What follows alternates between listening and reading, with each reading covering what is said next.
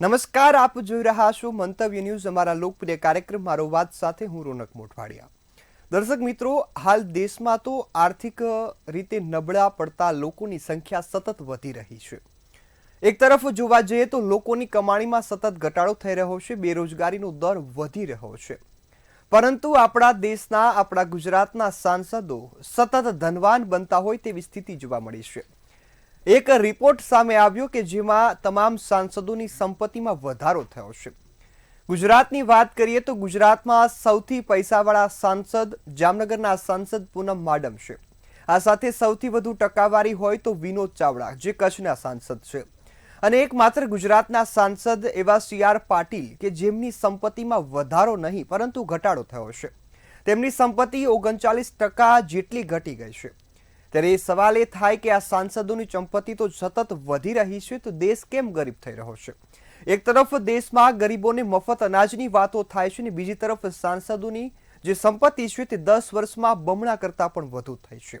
ત્યારે ચોક્કસ સવાલ તો થવાના જ છે, અને આ જ મુદ્દે આજે ગુજરાતની જનતાના મંતવ્યો પણ જાણવા છે કે સાંસદોની સંપત્તિમાં ભરખમ વધારો થઈ રહ્યો છે અને ગુજરાતના લોકોની સ્થિતિ કેવી છે। તો શરૂઆત રાજકોટથી કરવી છે। રાજકોટની જનતાના શું મંતવ્યો છે, આવો સાંભળીએ।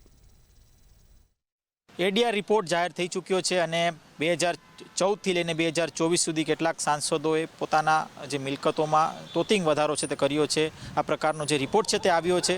આપણી સાથે સ્થાનિક આગેવાનો જોડાણા છે, એમની સાથે વાત કરીશું, તેઓ શું કહી રહ્યા છે આ મામલે।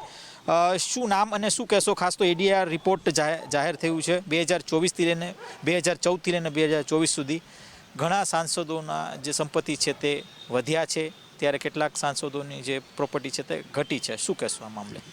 મારું નામ મયુર શાહ છે। સૌ પ્રથમ તો તમારા શબ્દને હું સુધારવા માગીશ। સાંસદોની સંપત્તિ વધી નથી, સાંસદોની સંપત્તિ ગુણાકાર થઈ છે। જ્યારે પ્રધાનમંત્રી જ્યારે સત્તા પલટ થઈ હતી 2014માં, ત્યારે એવું તેમના તરફથી વચન આવ્યું હતું, ન ખાઉંગા ન ખાને દૂંગા। 130 કરોડ ભારતીયોની ઉમ્મીદ જાગી હતી, અપેક્ષા વધી હતી, લોકો ખુશ થયા હતા કે ક્યાંક ને ક્યાંક ભ્રષ્ટાચાર બંધ થશે, ભાગબટાઈ બંધ થશે, ખાઈકી બંધ થશે। પરંતુ જે રિપોર્ટ તમે બતાડો છો કે એક સાંસદનું આ રીતે સંપત્તિ વધે છે, તે એક સામાન્ય નાગરિક તરીકે હું જો કહીશ તો ખૂબ જ દુઃખની વાત છે। તો આજે એ લોકોની સંપત્તિ વધી અને પ્રજાજનનું જે ગ્રાફ છે તે નીચો જતો જાય છે, બરાબર છે? તો એક દુઃખની વાત છે। આ એ જ સરકાર છે જેઓએ મહાદેવ એપના નામે છત્તીસગઢમાં વિધાનસભાની ચૂંટણી વખતે સત્તા પલટ કરી હતી। છેલ્લા 25 દિવસ બાકી હતા ચૂંટણીને, ત્યારે તે લોકોથી જ્યારે કોઈ પણ જાતે તાકાત કામે ન લાગી, ત્યારે તેઓ મહાદેવનો ઉપયોગ કરી મહાદેવના નામે ઈડી અને CBI લગાડી છત્તીસગઢમાં ધમાલ કરી અને તેઓ કોઈ કંશે સફળ પણ થયા, ત્યાં સત્તા પલટ પણ થઈ। પરંતુ જ્યારે સત્ય જેને કહેવાય કે જે ખોટું હોય તે છાપરે ચડીને પોકારે। આ જે રિપોર્ટ દેખાય છે કે તેમના જે સંસદો છે તેમની સંપત્તિ જે રીતે ગુણાકાર થઈ છે। વર્તમાનમાં 2 દિવસથી આપણે જામનગરના એક સન્માનીય સંસદ સભ્યનું જે પેપરમાં આવે છે તે માત્ર ને માત્ર એક નાનકડું દ્રષ્ટાંત છે। આટલી સંપત્તિનો વધારો તો આ જે સત્તા પક્ષ છે તેમના શહેરી પ્રમુખના સંપત્તિ પણ જો ઈડી CBI તપાસ કરે, હમણાં 22 મહિનાના જે ટૂંકા સત્રકાળમાં જે નિવૃત્ત થયા ભાજપના પ્રમુખ, તેમની પણ જો સંપત્તિની તપાસ થાય તો સાંસદની સંપત્તિ ક્યાંય રહી જાય। તમે શું કહેશો? શું નામ? તુષિત પાનેરી। હવે એડીઆર પહેલાં તો શું છે ને, એની એક સ્પષ્ટતા કરવાની એક ખાસ જરૂર છે। એસોસિએશન ફોર ડેમોક્રેટિક રિફોર્મ, એટલે કે ભ્રષ્ટાચાર મુક્ત સારું શાસન મળે અને જેના હિસાબે દેશની લોકશાહી મજબૂત બને, એના માટેની આ એક સંસ્થા કાર્યરત છે। અને અમુક વસ્તુ જે લોકો આંકડાકીય માહિતી આ સંસ્થા ઉજાગર કરે છે, NGO છે। હવે જે એના આંકડા જે જાહેર થયા છે એડીઆરના આંકડા મુજબ, જેમ હમણાં ભાઈએ વાત કરી કે જામનગરના એક સન્માનીય સાંસદ સભ્યની સંપત્તિમાં 747% વધારો થાય, કચ્છના સાંસદ સભ્યની સંપત્તિમાં 1163% વધારો થાય, જૂનાગઢના સાંસદ સભ્યની સંપત્તિમાં 350% વધારો થાય। એટલે આટલી સંપત્તિ, એટલે હું તો કદાચ આ બધા સાંસદ સભ્યોને સરકારને વિનંતી કરવા માગું છું કે ભાઈ, જો આટલી બધી સંપત્તિ તમારી વધતી હોય તો તમે એક કામ કરો, તમે કોચિંગ ચાલુ કરો, ટ્યુશન ચાલુ કરો, તો કંઈક સામાન્ય માણસો 2 પાંદડે થાય। સીધી વસ્તુ છે। આમાં તો ખરેખર અત્યારે હમણાં મેં ગઈકાલનો એક રિપોર્ટ મેં જોયો, એ રિપોર્ટમાં સામાન્યથી મધ્યમ વર્ગના જે કોઈ પણ માણસો છે આપણા જેવા, એ લોકોની દર મહિનાની માસિક આવકમાંથી ને 40 થી 45% રકમ છે એ અલગ અલગ EMIમાં જાય છે, કે એજ્યુકેશન લોન હોય, હોમ લોન હોય, વેહિકલ લોન હોય, બીજી કોઈ બાબતની વ્યાપાર ધંધા માટેની કોઈ લોન લીધી હોય, તો એમાં 40 થી 45% જો EMIમાં જતી હોય તો એ લોકોનો માસિક ઘરનો ખર્ચો કેટલો ગણવો અને એની બચત કેટલી ગણવી, એ વસ્તુ પણ અત્યારે અહીંયા ખાસ ઉલ્લેખ કરવા જેવી છે. તમે શું કહેશો? શું નામ તમારું? દિલીપસિંહ વાઘેલા. હું એડીઆરના રિપોર્ટના સંદર્ભે એક વાત કહેવા માગું છું કે એડીઆરે જે રિપોર્ટ બહાર પાડ્યો છે, જે માહિતી લોકોને પૂરી પાડી છે, એ કોઈ ઉદ્યોગપતિઓની નથી, આ રાજનેતાઓની છે, સાંસદ સભ્યોની છે. તો હું અહીંયાથી મંતવ્ય ન્યૂઝના માધ્યમથી હું કહેવા માગું છું કે રાજનીતિ આજે કોઈ લોકસેવાનું પ્લેટફોર્મ રહ્યું નથી. ક્યાંક ને ક્યાંક લોકો ધનાઢ્ય બનવા માટે અહીંયા રાજનીતિ કરવા અને માત્ર નામથી લોકોની સેવા કરવા માટે અહીંયા આવતા હોય એવું મને લાગે છે. કેમ કે 2014માં જ્યારે મોદી સાહેબને આપણે ગુજરાતમાંથી દિલ્હી મોકલ્યા ત્યારે મોદી સાહેબે ખૂબ મોટા મોટા સપનાઓ આપણને બતાવ્યા હતા, જેમ કે 2022માં ખેડૂતોની હું આવક બમણી કરી દઈશ ને કાળું નાણું પાછું આવશે અને લોકોના ખાતામાં 15-15 લાખ રૂપિયા આવશે. આવા ઘણા વચન વાયદાઓ એને આપ્યા હતા. પણ 2014થી આજે 2025 જ્યારે પૂરું થયું છે, 2026ની શરૂઆતમાં આપણે જ્યારે આ ચર્ચા કરી રહ્યા છીએ, ત્યારે લોકોનો ગ્રાફ 10 વર્ષમાં ખૂબ નીચો ગયો છે. એટલી બધી મોંઘવારી છે. જેમ કે મોંઘવારીની હું તમને વાત કરું તો કોઈ એક વ્યક્તિ, કોઈ એક બાપ, એક દીકરા કે દીકરીના જ્યારે એને લગ્ન કરવા હોય છે ત્યારે એની 20 વર્ષની જે કમાણી હોય છે, એ દીકરી કે દીકરો 20-21 વર્ષનો થાય અને એના એકવાર લગ્ન કરે તો એ કમાણી એની ત્યાં ચોપટ થઈ જાય છે. અને આ લોકોનું 10 વર્ષમાં ગ્રાફ વધતો જાય છે. અને ભાઈએ જેમ વાત કરી તેમ લોકોનો 50% ઉપરથી પગાર EMI ચૂકવવામાં જાય છે. જેમ કે શિક્ષણની પાછળ એટલો ખર્ચ, શિક્ષણ એટલું મોંઘું થઈ ગયું છે, ઘર ઉપરાસની જે ચીજ વસ્તુઓ છે એ એટલી બધી મોંઘી છે, EMIનું વ્યાજ એટલું બધું મોંઘું છે.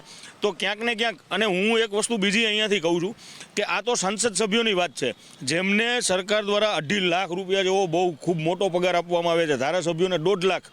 અને કોર્પોરેટરને અહીંયા અમે વ્યક્તિગત રીતે રાજકોટની જ વાત કરું તો એવા ઘણા બધા ચૂંટાયેલા કોર્પોરેટર છે કે અમે જેમને ઓળખીએ છીએ, જે આજથી 10 વર્ષ 15 વર્ષ પહેલાં શું હતા અને અત્યારે શું છે. જેમ કે એ લોકો 25 થી 50 લાખ રૂપિયાની ગાડીમાં ફરે છે, એમનો કોર્પોરેટરનો પગાર માત્ર 14 લાખ રૂપિયા હોય છે, છતાં પણ આવી આલિશાન લક્ઝરિયસ ગાડીઓ એની પાસે હોય છે. અને અહીંયાથી તમારા ન્યૂઝના માધ્યમથી હું એક નેતાઓને, આગેવાનોને અહીંયાથી હું કહેવા માગું છું કે તમે જ્યારે નીકળો છો ત્યારે એક સાથે 50-100 ગાડીઓના કાફલા સાથે નીકળો છો, તો શા માટે તમે જનતાના પૈસાનું પાણી કરવા ઉપર અત્યારે ઉતરી આવ્યા છો? શું નામ અને શું કહેશો? એડીઆરનો રિપોર્ટ જાહેર થયો છે. આ રિપોર્ટ ક્યાંક ને ક્યાંક કંઈક અલગ જ દ્રષ્ટાંત દર્શાવે છે. સર, ભરત કામલિયા. સર, અત્યારે ભારતની અંદર સેવા કરવા માટે, એટલે કે ભારતના કાયદા કાનૂન માટે 790થી વધારે સાંસદો છે જે એની આસપાસ. તો એ બધાએ પૃથ્વીનું આટલું બધું સમૃદ્ધ બનાવવાની હોય, ભારત દેશને સમૃદ્ધ બનાવવાનો હોય, ચોખ્ખાઈ રાખવાની હોય, કેટલું બધું કામ કરવાનું હોય. સર, એના માટે પૈસા તો જોઈએ ને, વગર પૈસા તો એને ટિકિટ નથી મળવાની. નહીં સંસદ જ નહીં બને તો કામ કેવી રીતે કરશે? એટલે એને નવી પાછી એને રિન્યૂ કરવા માટે, ટિકિટ મેળવવા માટે પૈસાની જરૂર તો પડવાની. તો સામાન્ય વસ્તુ છે સર આ વસ્તુ. ડુપ્લિકેટ માણસો, એની અંદરના એજન્ટો, એની અંદરની એજન્સી, બધાને એને પૈસા તો વેચવાના હોય સર. ને પૈસા કમાવા માટે તો આ ક્ષેત્રમાં એ લોકો જોડાય છે. બાકી તો એ લોકોને ક્યાં આમાં ગુંડાનું પ્રમોશન શું, રાજકારણ. તો એ લોકોએ રાજકારણમાં આવવાની જરૂરત શું છે એમ.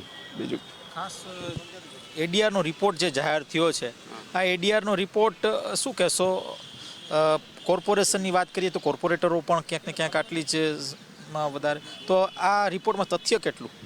સર, પૈસો છે ને પૃથ્વી પરનો દેખીતો ભગવાન છે, બરાબર.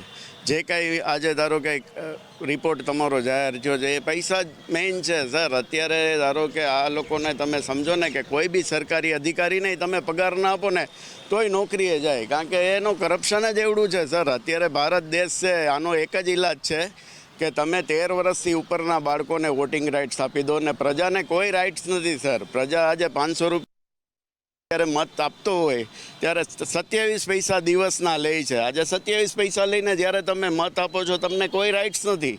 60% માણસો છે જે અંડર 18 છે, જેને વોટિંગ રાઇટ્સ નથી સર. તો 40%માંથી જે મત આપે છે એમાં 60% છે. તો એમાં 60%માં મારા જેવા છે જે જિંદગીમાં કોઈ દી મત નથી આપ્યો. જેને મત નથી આપ્યો એને કોઈ રાઇટ્સ નથી. ને જે લોકો 500 રૂપિયા લઈને મત આપે છે સર, એને કોઈ કરપ્શન વિશે બોલવાનો કે આની સંપત્તિ વધી એના વિશે ને આજે ધારો કે આ લોકો ટીસ્યુ કે કોન્ડોમ કાંઈ બી લે નાનામાં નાની વસ્તુ, તો એ આપણી પ્રજાના પૈસે જ લેવાની છે સર, આ કંઈ બીજા પૈસે થોડી લેવાની છે. ચોક્કસ ત્યાં હતા આપણી સાથે રાજકોટથી સામાજિક આગેવાન જો જણાવી રહ્યા છે કે જે રીતના હાલ અત્યારે જે એડીઆરનો રિપોર્ટ આવ્યો છે તે ચોક્કસપણે ક્યાંક ને ક્યાંક હાલ સવાલો ઊભા થઈ રહ્યા છે કે કઈ રીતે આ જે સાંસદો છે તે મિલકતનો વધારો કરી રહ્યા છે. કેમેરા લલિત વ્યાસ, રાજકોટ. તો હવે આ જ મુદ્દે અમદાવાદની જનતાના શું મંતવ્યો છે, આવો સાંભળીએ. જે પ્રમાણે દેશના સાંસદોની જે આવક છે તેની અંદર ખાસ વધારો થઈ રહ્યો છે અને અમુક જે સાંસદો છે 10 વર્ષ એટલે કે રિપીટ જ્યારે થિયરીમાં આવે છે તેની આવકમાં જે સતત વધારો થયો છે તેને લઈને અમદાવાદવાસીઓ શું માની રહ્યા છે આપણે એના પ્રબુદ્ધ નાગરિકો સાથે વાત કરીશું. અચ્છા, એમ જણાવશો કે સાંસદના જે અમુક જે સાંસદ રિપીટ થયા છે કરોડો રૂપિયાની આવક થઈ ચૂકી છે, તો એમનો તો એવો શું ધંધો છે કે કંઈ ખોખામાં આવક ડબલ થઈ ગઈ છે હોવાથી તમે આપણે શું મહેનત કરી થાય, આપણે તો મજૂરી કરીએ તો આટલી તો આવક ખોખામાં થતી નહીં ડબલ. અચ્છા, તમે શું માનો છો કે આ પ્રમાણે અચાનક આવક વધી હશે કે એવું તો શું કામ થતું છે કે આ કરોડો રૂપિયા થઈ જાય ભેગા? જ્યારે આપણે વિચારીએ કે એક સાંસદની બેઝિક જે સેલેરી છે એ 2.5 લાખની આશરે હોય છે અને વાર્ષિક એની 20 કે 25 લાખ રૂપિયા ઇન્કમ હોય છે અને 5 વર્ષની આપણે ગણવા જઈએ તો આશરે 1.5 કરોડ જેવી 5 વર્ષમાં 1.5 કરોડ જેવી એમની આ બેઝિક સેલેરી. પણ એવી કેવી 200% એમની આવકો વધી જાય છે એ જનતા પણ વિચારમાં છે કે અમે આટલી મજૂરી કરે છે અને બેઝિક સેલેરી અમારી જ્યારે 50,000થી વધારે નથી હોતી, તો એક સાંસદ જ્યારે જનતાના પ્રતિનિધિ બનીને આવે છે અને એમની બેઝિક સેલેરી 2.5 લાખ હોય છે, તો આ કઈ રીતે એવો કયો કામ કર્યો, કયો એવો ટેન્ડર એ લોકોએ પાસ કર્યો કે જે એમની આવક 200 ગણા વધી ગઈ છે? અચ્છા, તમને એવી ઈચ્છા થાય કે તમારી પણ આવક આટલી બધી વધે, આટલા 2.5 લાખ 3 લાખ પગારમાં? જરૂર. મને તો એવું લાગે છે કે હવે તો લોકો પોલિટિક્સમાં આવવું વધુ ગમે, કેમ કે આ રીતે જો અઢળક સંપત્તિના માલિક થવાતું હોય અને જો આ સરકારના સાથેના જે સાંસદો છે જે આજે બી આપણે જોઈએ છે કે કાલે એમનું જીવન કેવું હતું અને અત્યારનું જીવન કેવું છે. કાલે એ લોકો એક સામાન્ય સ્કૂટર કે નાની ગાડીઓ લઈને ફરતા હતા, અત્યારે ફોર્ચ્યુનરો અને મોટી મોટી ગાડીઓ લઈને ફરે છે. એટલે મને એવું લાગે છે કે આ પૈસા મને આ ગરીબોના પૈસા પર રાજ કરનારું એટલે લાગી રહ્યું છે. અચ્છા, તમને એવું પસ્તાવો થાય છે કે આટલા વર્ષ જો તમે પોલિટિક્સમાં કે એક સારી જગ્યાએ સાંસદ બન્યા હોત તો તમારી આટલી આવક થાત? 100% મને પસ્તાવો તો થાય છે કે એના કરતાં જો હું કોન્ટ્રાક્ટરનું કામ કરું છું એના કરતાં જો હું ઇલેક્શન લડીને જો સાંસદ બન્યો તો મને બી લાવો છે કે અરબો ખરબોમાં હું બી રમતો હોત.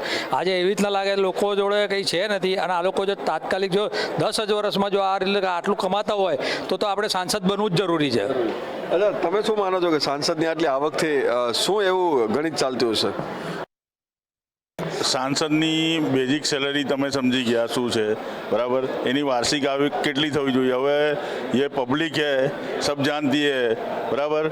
गोलमाल है भाई, गोलमाल है, कुछ काला दाल में कहीं तो कुछ काला है એવા શબ્દો પ્રતીત થાય છે કે કંઈક ના કંઈક તમારે વધારે મેળવવું હોય તો કંઈક ના કંઈક કાળું ધોળું કરવું પડે, બરાબર?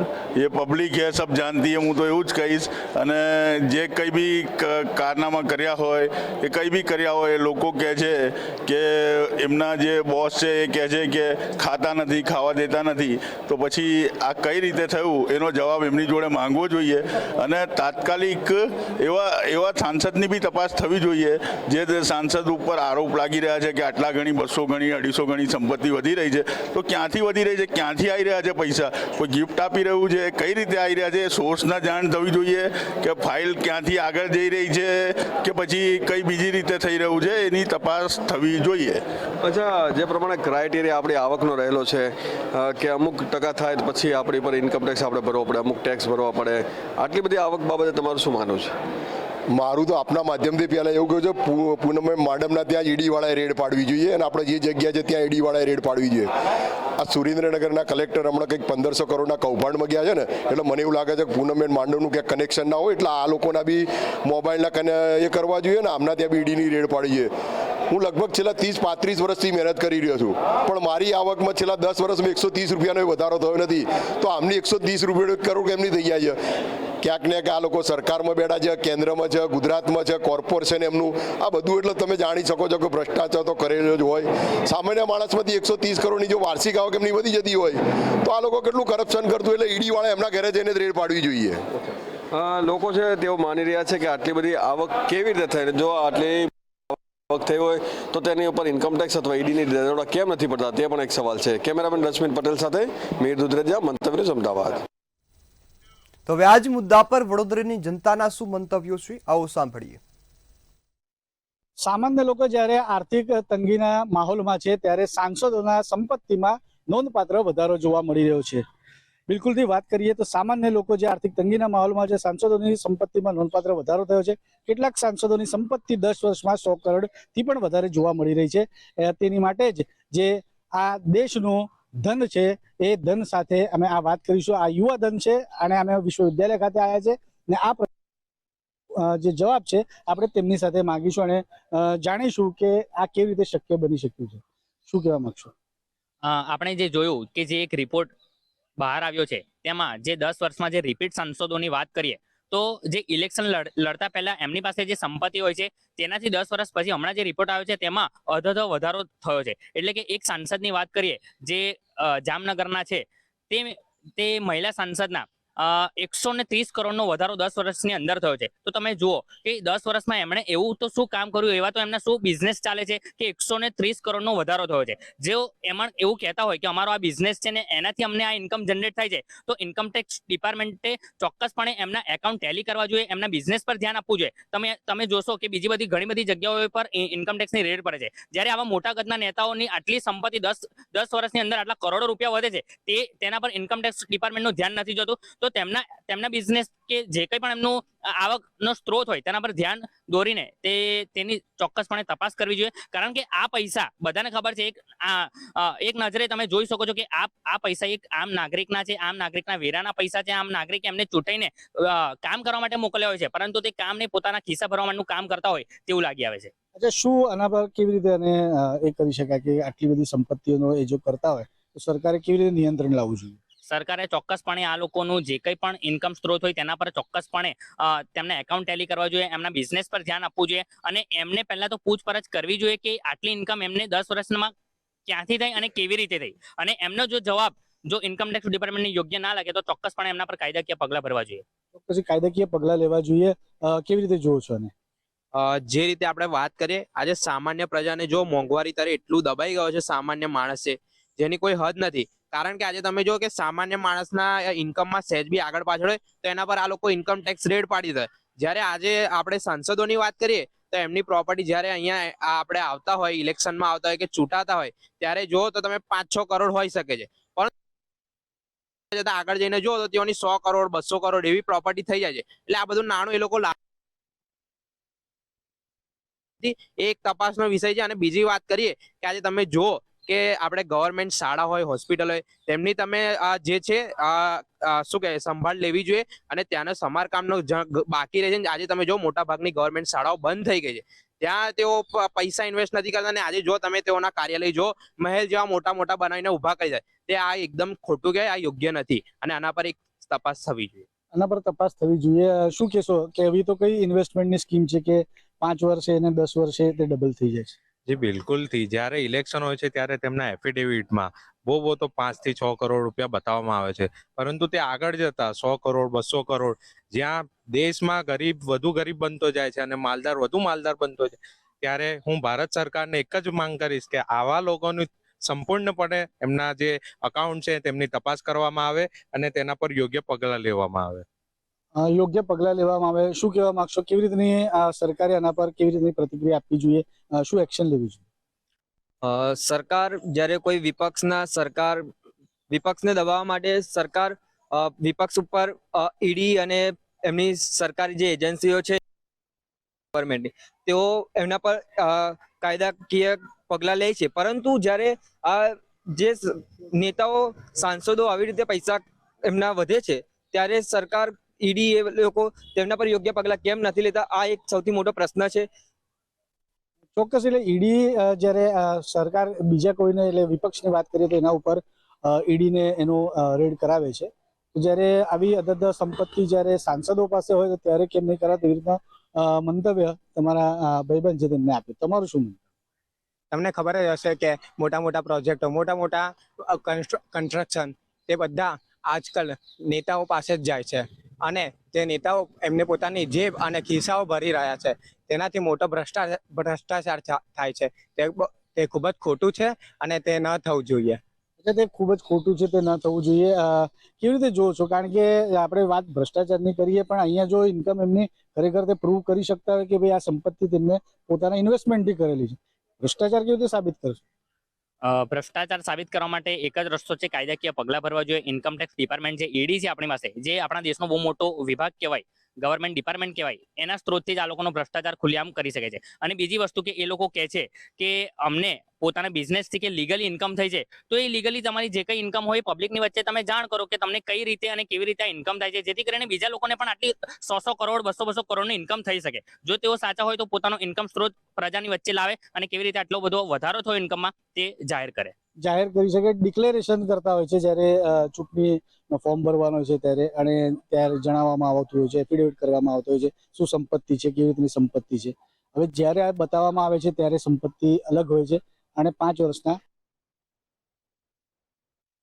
અલગ જોવા મળી રહી છે. સરકારે શું ખરેખર કરવું જોઈએ?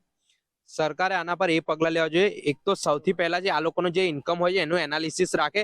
દર વર્ષે આ લોકો જે છે કઈથી આટલી ઇન્કમ લાવે, શું છે, એ બધાનું જે છે એક ડેટા એ લોકોએ સરકારને હંમેશા સબમિટ કરે. જ્યારે તમે ઇલેક્શનનું ફોર્મ જમા કરો છો ત્યારે તમે તમારી ઇન્કમ બતાવો છો, તો તમારે આ રીતે જે છે દરેક સાંસદે જે છે દર વર્ષે જે છે પોતાની ઇન્કમ બતાવવી જોઈએ કે અમારી આટલી ઇન્કમ થાય છે, ક્યાંથી આવે છે, બધું જે છે તેઓએ સબમિટ કરવું જોઈએ. ચોક્કસ. એટલે જોવા જઈએ જે પ્રમાણે અત્યારે જે સામાન્ય પ્રજા છે તે હવે તંગીના માહોલમાં જોવા મળે છે, ત્યારે સામે જે સાંસદો છે તે સાંસદોની સંપત્તિમાં ધરખમ વધારો જોવા મળી રહ્યો છે.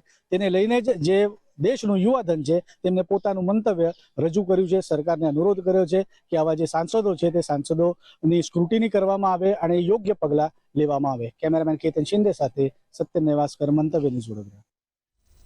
તો હવે આ જ મુદ્દે જામનગરની જનતાના શું મંતવ્યો છે, આવો સાંભળીએ. સાંસદોના ઇન્કમમાં ખૂબ મોટા પ્રમાણમાં વધારો થઈ રહ્યો છે, ત્યારે ભારત દેશમાં ક્યાંક ને ક્યાંક તંગીનો માહોલ, આમ લોકો માટે તંગીનો માહોલ જોવા મળી રહ્યો છે. તો જામનગર વાસીઓ પાસેથી જાણશું કે સાંસદોની ઇન્કમને લઈ અને એ લોકોનું કેવું શું છે, અને આમ પબ્લિકમાં ઇન્કમનો ક્યાંક ને ક્યાંક તંગી જોવા મળે છે, તો એના વિશે ખાસ શું? તમારા જેમ જ એક પત્રકારે ગરીબ માણસને પૂછ્યું કે રાજકારણ એટલે શું, તો એ ગરીબ માણસે જવાબ આપ્યો કે રાજકારણ એટલે તો કે ગરીબો, વંચિતો, પીડિતો આના હક માટે લડતા લડતા સમૃદ્ધ થઈ જવું, એનું નામ રાજકારણ. આ કહાવત, આ વાક્ય ક્યાંક આજે સાચું સાબિત થઈ રહ્યું છે. આપણે જોઈએ છે કે ભારત, ભાજપ હોય કે કોંગ્રેસ હોય, કોઈ પણ સરકાર હોય, કોઈ પણ પાર્ટી હોય, ભ્રષ્ટાચારની, મોંઘવારીની આ બધા વાતો કરે છે, પણ ખરેખર આને કોઈ નિયંત્રિત નથી કરી શકતું. આપણે જોઈએ છે કે સાંસદોની મિલકતમાં નોંધપાત્ર નહીં પણ બહુ મબલક વધારો થયો છે. આ કોઈ સામાન્ય વધારો નથી. જ્યારે આપણે જોઈએ કોઈ સામાન્ય માણસ છે એની ઇન્કમમાં વધારો થતો હોય છે, અથવા થોડી ઘણી ક્યાંય ઇન્કમ ટેક્સની અંદરમાં મિસ્ટેક રહી જતી હોય છે, તો આઈટી, ઈડી, જીએસટી જેવા વિભાગો તેને ત્યાં પહોંચી જાય છે. આ બહુ સામાન્ય બાબત છે. પ્રજાને દબાવી બહુ સામાન્ય બાબત છે, પણ પ્રજાના પ્રતિનિધિ આનો હિસાબ માંગવો ને એ આ ભારત દેશની અંદરમાં ખૂબ અઘરી બાબત છે અને ખૂબ કરુણ બાબત છે. આ જે સામાન્ય માણસ છે એ ક્યાંક આના વ્યાજના જે બેંક લોનો છે એના બોજા હેઠળ જીવી રહ્યો છે. પોતાનું જે જીવન ગુજારે છે એ કેવી રીતે અને કેટલી મુશ્કેલી સાથે ગુજારી રહ્યો છે એ પ્રજાને જ ખબર છે. આજે જીવન જરૂરિયાતની દરેક વસ્તુઓમાં ક્યાંય પણ આપણે જોઈએ છે કોઈ સારા દિવસ નથી. હા, સારા દિવસો આવ્યા 100%, પણ દરેક સાંસદો હોય કે ધારાસભ્યો હોય, મેં એવા એક પાટીદાર ધારાસભ્ય જે યુવા ધારાસભ્ય છે, જે મોટા જે એક આંદોલન હાલતું હતું એની અંદરમાં બરાડા પાડીને કહેતા હતા કે મારી બેનના સ્કોલરશિપ માટે અહીંથી ગાંધીનગર મારે ગાડી લઈને ધક્કા ખાવા પડે છે, સામાન્ય ગાડી છે, ઇકો ગાડી છે. આજે ખબર નહીં એ ધારાસભ્ય કોઈ એક પાર્ટી એને સાચવી લીધા અને આજે એ સમૃદ્ધ થઈ ગયા. તો એ ગરીબોના જ હક માટે લડતા લડતા આજે એ સમૃદ્ધિ સુધી પહોંચ્યા છે. આ બહુ સામાન્ય બાબત છે. એટલે યુવાનોને મારી વિનંતી છે કે કામ, રોજગાર, ધંધા, આજે પોલીસની ભરતી કે કોઈ બીજી ત્રીજી સરકારી ભરતીઓના પાછળ ભાગવા કરતા રાજકારણમાં જોડાઓ અને તમારી ઇન્કમ છે તમારા પરિવારનો અને તમારી પોતાનો વિકાસ કરો. આ જામનગરમાં જામનગર વાસીઓનું કહેવું એમ છે કે ક્યાંક ને ક્યાંક તંગદિલી છે, ગરીબ લોકોના હક મોંઘવારી વધતી જાય છે, ગરીબ એનું પૂરું નથી કરી શકતું અને આખી બાજુ સાંસદોની ઇન્કમમાં ખૂબ મોટા પ્રમાણમાં વધારો થાય છે. એના પાસે ખાસ કરી શું? મારે જ્યાર સુધી ખબર છે ત્યાર સુધી તો રાજકારણ એટલે પૈસા કમાવા માટે જ આવેલું એક આ પ્રકારનું એક સ્રોત જ છે કે જેના આપણે કહી શકીએ કે ચાલુ જ રહીએ છીએ હંમેશા. ભાજપમાંથી કોંગ્રેસમાં ને કોંગ્રેસમાંથી ભાજપમાં ને ભાજપમાંથી આપમાં. ભાઈ જાઓ છો તો તમે ક્યાં કારણે જાઓ છો? એનું કાંઈ કારણ તો તમે દેતા જાઓ કે ભાઈ આ કારણથી ગયા કે તમે આવા ગરીબ માણસો માટે ગયા કે તો તમારી પ્રજા માટે ગયા. એમને આયલું જવું, સાંસદ થવા માટે આયલું જવું. ભાઈ ગાભા પાર્ટી છે એવું પણ કહેવામાં આવે છે કે ભાઈ એની અંદર એક પાર્ટી છે જે ગાભા પાર્ટી છે, ખાલી ગાભા સાફ કરવામાં જ રાખે છે, બાકી બીજા આવે મોટું દઈ દઈએ, મોટું પદ દઈ દઈએ. શું કામ ભાઈ? કારણ કે રાજકારણ છે અને રાજકારણમાં હું માનું છું ત્યાં સુધી હાલે છે ત્યાં સુધી આવું જ હાલતું રહેશે. કોઈ નથી કરવાનું કાંઈ, કારણ કે ગરીબો માટે તો અત્યાર સુધીમાં મને લાગે છે ત્યાર સુધી કોઈ પાર્ટી છે જ નહીં. ગરીબો માટે કોઈ પાર્ટી નથી અને સાંસદોની ઇન્કમમાં ખૂબ મોટા પ્રમાણમાં વધારો છે. એના વિશે ખાસ કરી શું કહેશો? થી ચોક્કસથી જેમ આપે કીધું, જેમ આ ભાઈએ કીધું, જેમ 2019 થી 2017 થી સતત 335 જેટલા સાંસદોની ઇન્કમમાં વધારો થયો છે. જ્યારે ગરીબ માણસો હરોજનું કરીને હરોજનું ખાતા હોય ત્યારે અને સતત આ ટૂંકા સમયગાળામાં આટલું બધું સાંસદની ઇન્કમમાં વધારો થયો તે ચોક્કસ ચિંતાજનક વાત છે. આમાં સરકારે થોડુંક એનું પબ્લિક પૂછી શકે કે આ વધારો ક્યાંથી થયો છે ને શું છે એ જાણવાનું પબ્લિકને ચોક્કસ હક છે. તો ખાસ કરીને પબ્લિકે જાતે જાણવું જોઈએ કે આ સાંસદોની ઇન્કમના સ્ત્રોત ક્યાંથી છે, કઈ રીતે ઇન્કમનો વધારો થાય છે, કઈ રીતે આવડી મોટી ઇન્કમો કે મોટી સંપત્તિઓ બને છે. હિરેન ગાંધી, મંતવ્ય ન્યૂઝ, જામનગર.